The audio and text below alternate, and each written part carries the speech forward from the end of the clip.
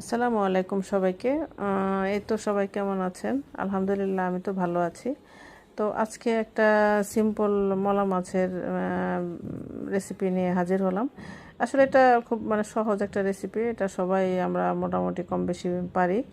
এতে আসলে কোনো নতুনত্ব নেই, তারপরও ভাল লাগে। দেশি মাছগুলো আসলে আলাদা একটা সবার পছন্দ, তাই ভাবলাম যে একটু শেয়ার করি। তো এই মাছ কেনারও একটা কাহিনী আছে। সকালে গিয়েছিলাম মেয়েকে নিয়ে কোচিংয়ে। তো মেয়ে কোচিংয়ের কাছে একটা ছোট বাজার আছে। তো সেই বাজারটায় এই মাছগুলো সকালে পেলাম।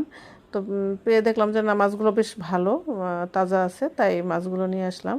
সাথে আবার একটু বেগুনও এনেছিলাম, কারণ মলা মাছটা আসলে বেগুনের সাথে বেশ ভালো লাগে। তো কালো বেগুন হলে ভালো হতো, কালো বেগুন ছিল না। তো এই তো তারপর মলা মাছটা বেশ সময় নিয়ে কেটে ধুয়ে পরিষ্কার করে নিলাম। তারপর আলু, বেগুন, পেঁয়াজ, কাঁচামরিচ কেটে তারপর রান্নার কাজে চলে গেলাম। তো রান্নাটা আসলে ছোট মাছের রান্না বেশ আমার কাছে ভালো লাগে, সহজ। মাছটা আসলে কাটা বাছা করতে যতটুকু কষ্ট হয়, কিন্তু রান্নাটা সহজে করা যায়। তো সব আসলে মশলা মাখিয়ে পানি দিয়ে একটু হাতে মাখিয়ে চুলায় বসিয়ে দিলেই হয়। চুলায় বসিয়ে দেওয়ার পর তারপর যখন একটু হয়ে আসবে, মানে মশলাটা বেগুন আলুর সঙ্গে ভালোভাবে মিশে যখন একটা কষে যাবে, তারপর হচ্ছে মলা মাছগুলোতে আগে একটু লবণ মাখিয়ে রেখেছিলাম মাছগুলো।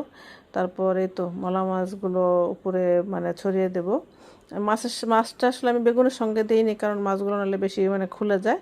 এই জন্য উপরে ছড়িয়ে দিলেই ভালো, তরকারিটা মাছগুলো উপরে থাকে, তখন মাছটা আসলে সার্ভ করতে সহজ হয়।